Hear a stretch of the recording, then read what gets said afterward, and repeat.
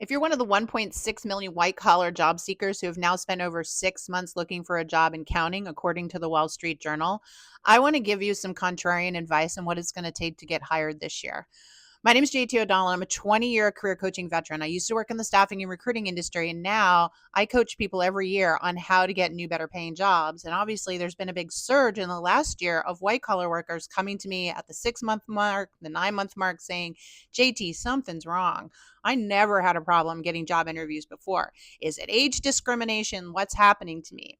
By now, you've probably understood that the numbers really haven't been what people have been saying. There aren't two jobs for every one person. In fact, there's about one job for every one person looking for work right now. But a lot of those jobs are either part-time gig jobs or blue collar jobs, hourly jobs, retail jobs, not what the white collar worker is looking for. And so what happens is there are so many fewer jobs for you to apply to, your process is taking longer. Let's also factor in, according to this, that job search, the cycle of companies hiring is taking anywhere from 4 to 13 weeks. So it's taking months to get through a hiring process.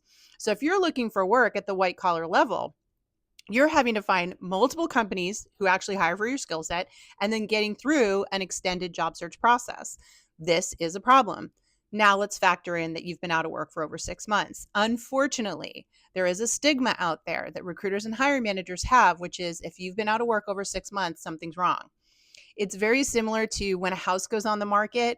Normally in this market, houses sell really fast. So that house that doesn't sell fast now gets a reputation. Like, why didn't it get picked up right away? Something's wrong. And the same thing happens to white collar workers when they've been out of work for 6 months or longer. So we need to address all these concerns and we need to address them proactively. So let me break down what I have people do when they're in this position so that they can get interviews and get back to work and close this chapter in their career. Okay.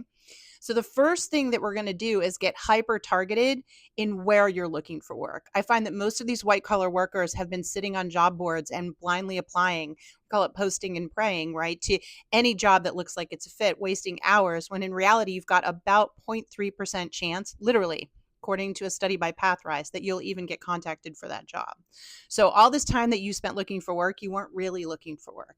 Instead, we're going to change the strategy, have a very tight bucket list of companies that 100% hire for your skill set that you can target, because a lot of these companies have hidden jobs that you're not even reaching through the job boards. Companies have stopped posting jobs because they don't want 10,000 applicants. Instead, they're saying to their teams, look, if you know somebody or if somebody back channels to you and really has some hustle and looks like they're a fit, let us know. And so you've got to change your strategy right now because you're competing against all these people. It's like a gridlock on the highway. And on top of that, a lot of these people haven't been out of work as long as you. And so you're being discriminated against for that too, right? Just the realities. Don't shoot the messenger. The back channeling strategy, now we can lead with your assets. We can lead with all of your knowledge and experience and why you'd really love to work there and how you're a fit for the job. So we're able to apply a different strategy when we're back channeling to them. So that's the first step in the process. Another big thing that I coach people to, though, is something called the MoA, Moment of Accountability. See, they're going to ask you, why have you been out of work so long? Like, why don't you think somebody's picked you up yet? Right? Again, they're trying to figure out, is there something going on here that I'm not seeing? And so for you to try to brush that under the rug or act like nothing's going on, looks suspect. Instead, I need you to claim it. I need you to own it. But it doesn't mean you did anything wrong. And I think this is what scares people when I say it. A moment of accountability is just that I can learn from things that have happened to me, right? And it's easy to say something like this. I'm glad you asked, because if you had said to me 6 months ago that I'd still be looking for a job today, I wouldn't have believed you either. I thought the market was great. I thought my skill sets were strong. And so, I started applying online, but it took a while for me to realize the market's very different. It's very competitive. And I had to change my strategy and my tactics in order to get in front of people. And I own that. I can't change that now. I regret it, of course. If I ever had to look for work again, I would go about it completely differently because I don't want this 6 month gap either. It's just so bizarre to me. It's not something I'm used to. And so that's why I'm really glad that I'm talking to you today, because I'd like to close that chapter. I'll tell you, whoever hires me is going to get somebody that's going to exceed their expectations. Because again, I never dreamed this would be my situation. See, that's a moment of accountability. You're taking ownership. You didn't know the market was what it was. You didn't know that the way you were looking for work wasn't getting you the results that you were looking for, but you know now. You've learned from your experience.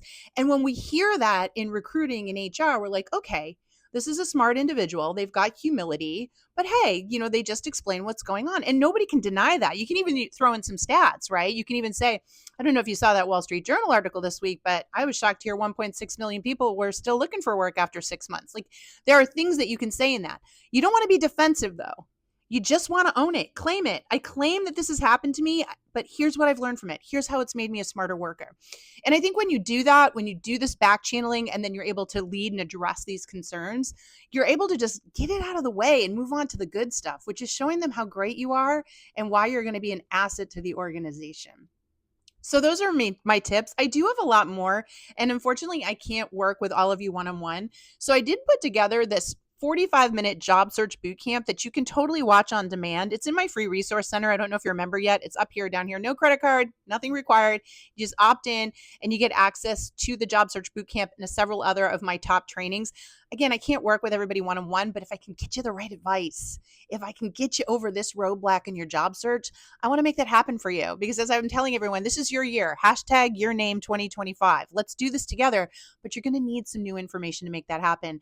And I really believe with the tips you just got today, if you've been out of work for over 6 months, plus that job search boot camp, it can really help you, okay? Good luck, my friend. Go get them.